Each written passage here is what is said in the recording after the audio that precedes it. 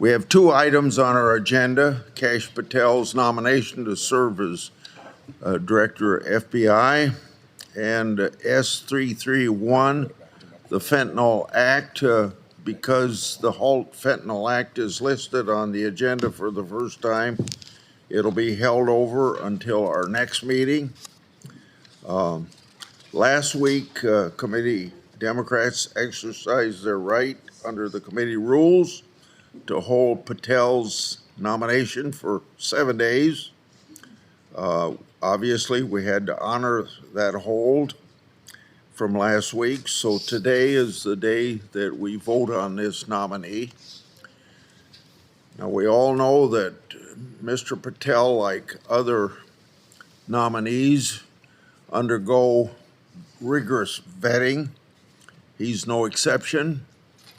Before his hearing, he produced more than 1,000 pages of records, disclosed over 1,000 interviews. He underwent an FBI background investigation, produced a financial disclosure, and worked with ethics officials to identify and resolve potential conflicts of interest. At his hearing, he answered questions for more than 5 hours and provided 147 pages of responses to written questions. So, we've examined every detail of his life, and he's been subjected to relentless attacks on his character during this whole period of time. Now, what we've learned from this committee process is what we knew from his resume. Mr. Patel has spent his whole career fighting for righteous causes. He's been a public defender representing the accused against the power of the state. He's been a congressional staffer investigating the partisan weaponization of our legal system. And he served in key national security roles, protecting Americans from foreign enemies. He's received support from former FBI agents, former federal and state prosecutors, and organizations representing more than 680,000 law enforcement officers. But Mr. Patel's resume, his accomplishments, and his supports aren't why he's the best person for this job. Mr. Patel should be considered our next FBI director because the FBI has been infected by political bias and weaponized against the American people. Mr. Patel knows it, Mr. Patel exposed it, and Mr. Patel has targeted for it, and I've got plenty of examples to show what's wrong with the FBI. Mr. Patel was instrumental in exposing Crossfire Hurricane. He showed during that investigation that the Democratic National Committee funded false allegations against President Trump, that the Department of Justice and the Federal Bureau of Investigation hid information from the FISA court to wiretap a presidential campaign, and that an FBI lawyer lied in the process. As reward for his efforts to uncover this truth, he was attacked by the media, and the Department of Justice secretly subpoenaed his records.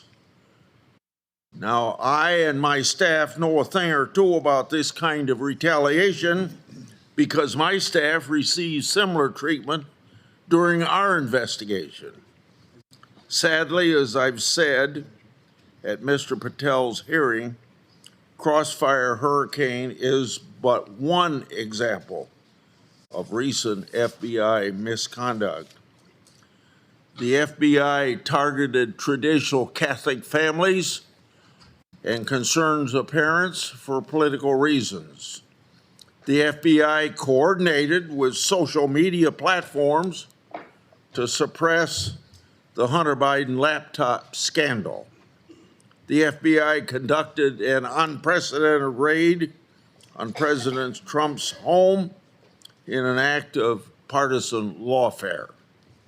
In just the last few days, we've heard unconfirmed reports that someone at the FBI may have illegally leaked information about upcoming ICE raids, putting the lives of ICE agents at risk.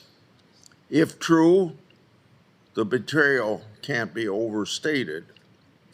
The FBI has fallen into really old habits and is long overdue for massive reform.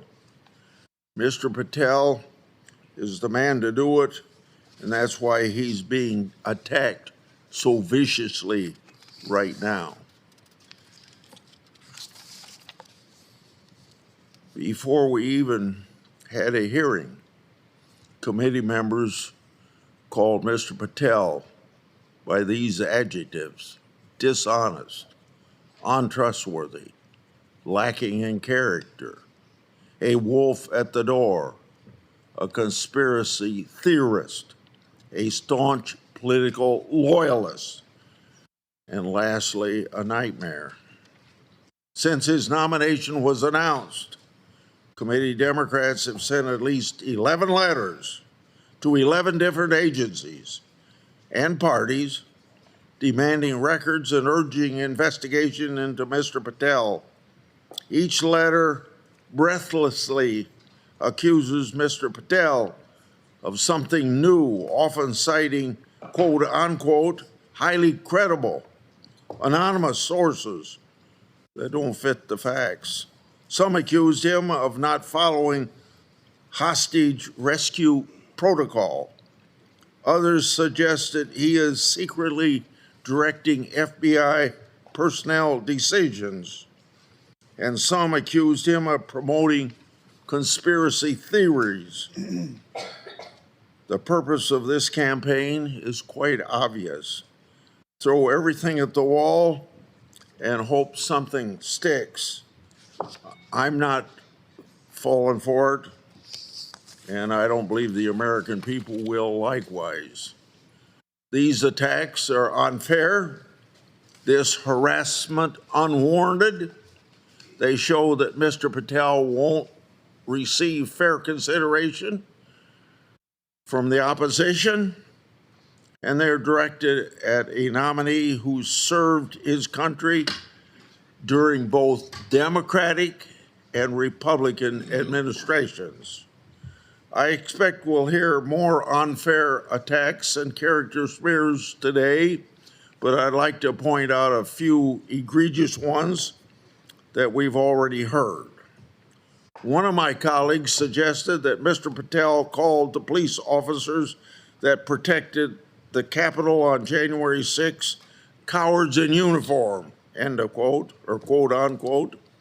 Now, this is completely false. Anyone can listen to this same interview that he gave to hear what he actually said. He said, senior Pentagon leadership who failed to mobilize the National Guard were, quote unquote, cowards in uniform. His comments had absolutely nothing to do with the people in blue. Mr. Patel has also been accused of mismanaging hostage rescue missions, particularly one in Africa. But numerous national security officials, including General Tata, who was directly involved, have said it is, quote unquote, irresponsible to say Mr. Patel jeopardized the mission and that Mr. Patel, quote, played a large role in the success of the mission, unquote. Mr. Patel has also been accused of having an enemies list. Mr. Patel does not call his book appendix an enemies list. and he said that it is not about political revenge. He believes, as I believe, that those who have abused their positions in government should be called out for breaking the public trust. It's very clear that my Democrat colleagues made their minds up about Mr. Patel long before he was given an opportunity to be heard. And now my colleagues attack Mr. Patel and demand that he come back before this committee to answer for reforms and personnel changes that the Trump administration has begun at the FBI. Of course, it's outrageous, as we all know, to suggest that a nominee should come before the Senate to answer questions for an agency's action that occurred before he gets to be head of that agency. But more importantly, FBI reforms, and yes, even firings, are needed.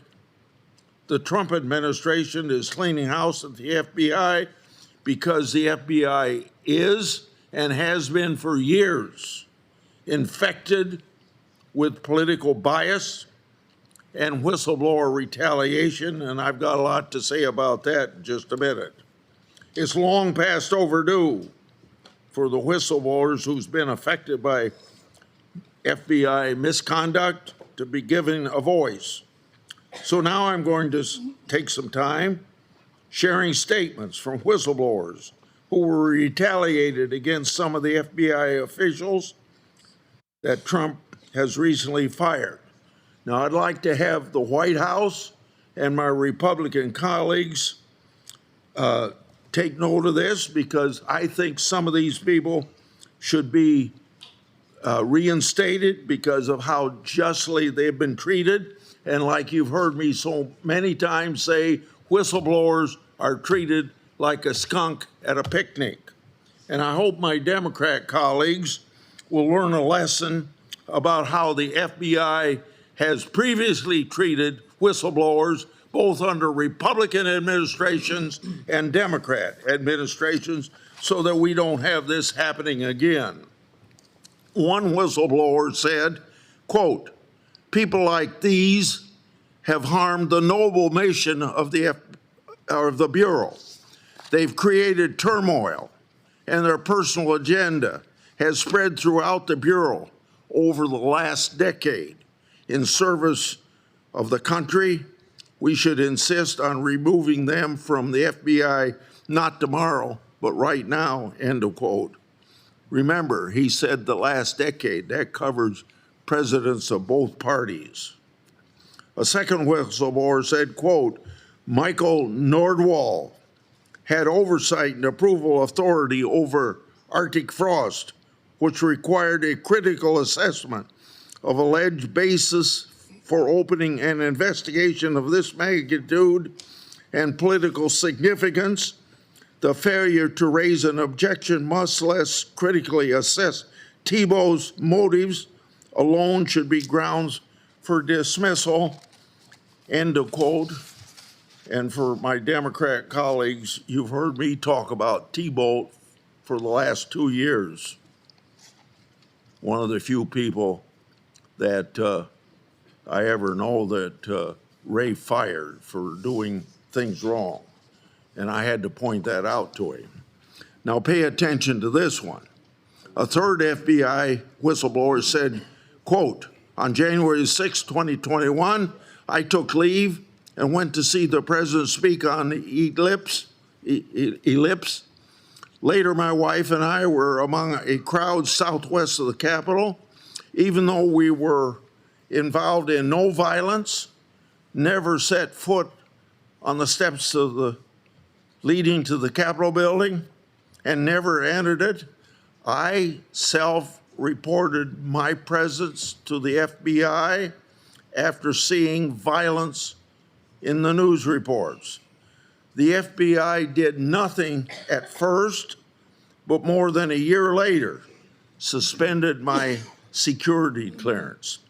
Under supervision of Jeff Veltri and Dina Perkins, investigators questioned my coworkers about whether I ever vocalized support for President Trump or objections to COVID-19 vaccine.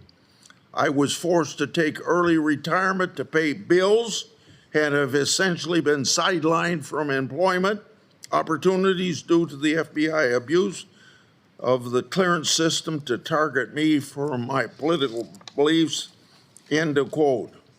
Now you're going to hear these names, Jeff Veltri and Dina Perkins, crop up here quite often. So I don't know who they are, but they're obviously not very good people to have in the FBI when they take retaliation as they have.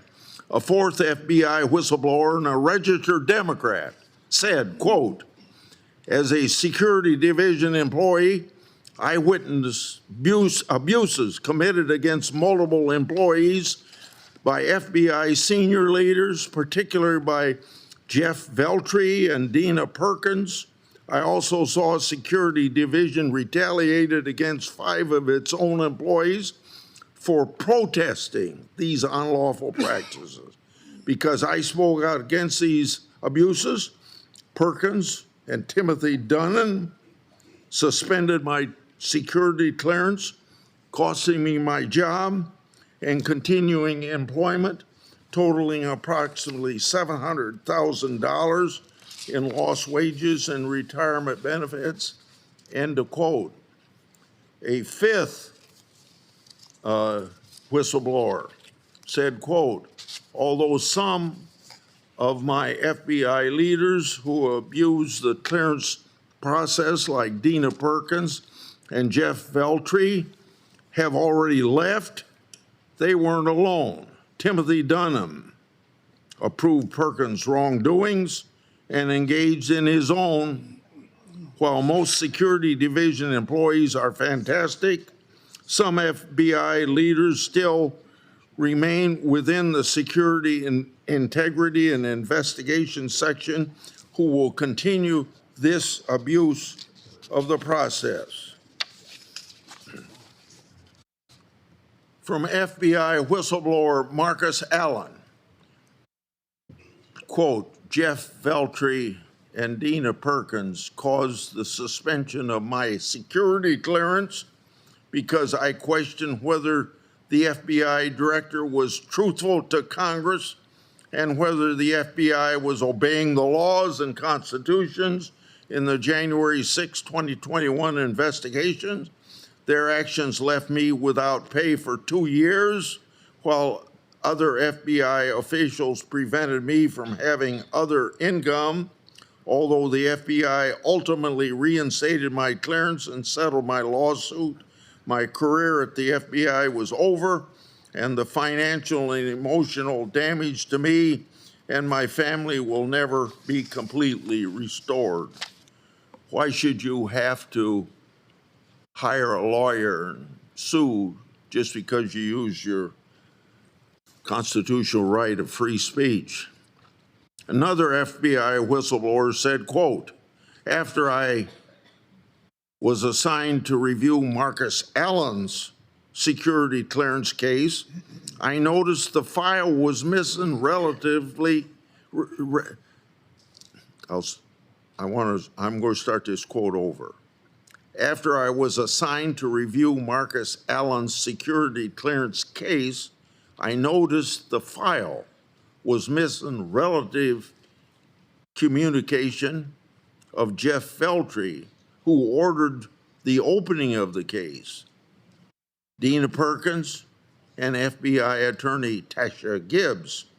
Allen was entitled to those communications, which were evidence that his clearance suspension was retaliatory.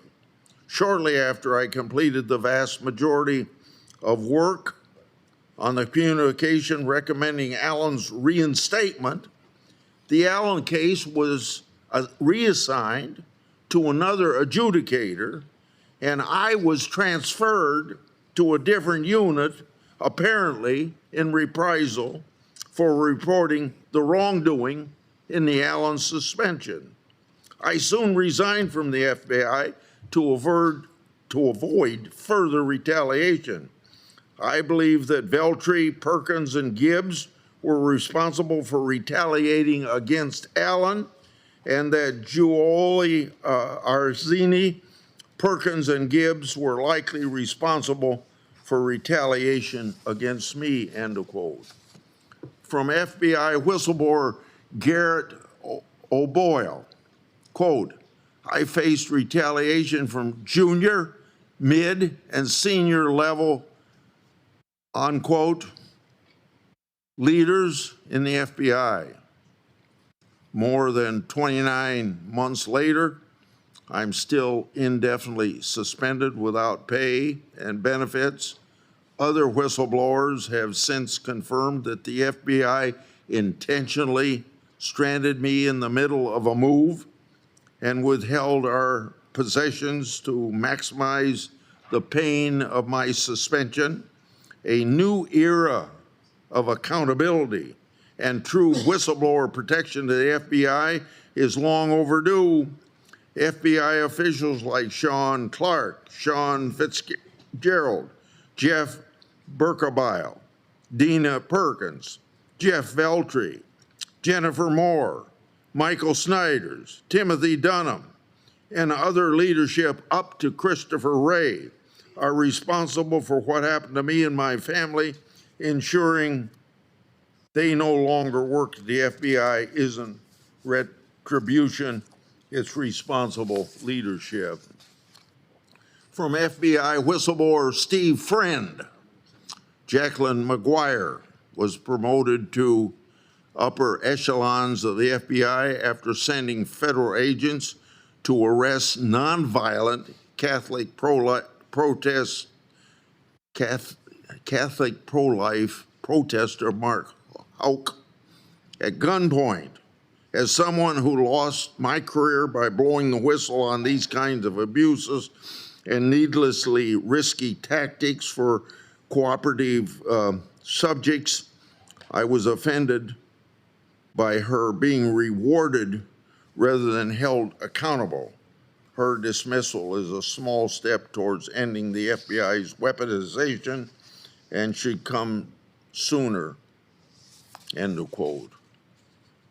From FBI whistleblower Mike Zoomer, quote, after witnessing federal prosecutors favor a sexual predator district attorney who used the power of his office to sexually abuse vulnerable women, I reported their wrongdoing to the presiding federal judge. Although the allegations weren't classified, the FBI suspended and later revoked my security clearance.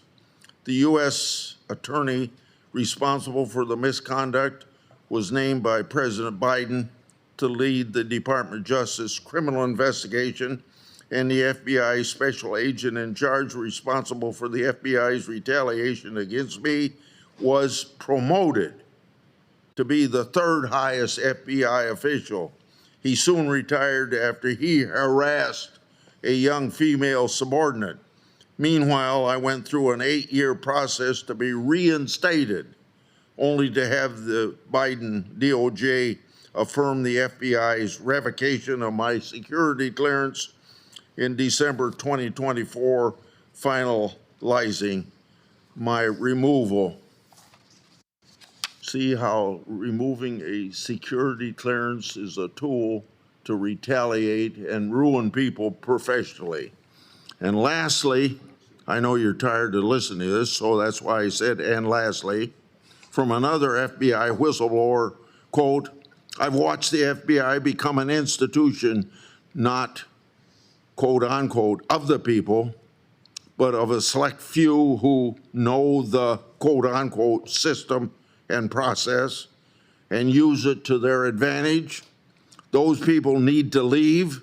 As a whistleblower, I stand ready to help return the FBI to its earlier days of glory and return America's trust in what was an incredible institution, end of quote.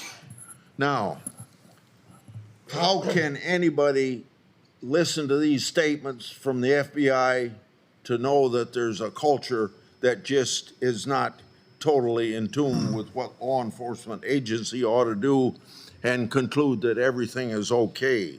These law enforcement agencies are out of control, drunk on power, and blinded by political infection.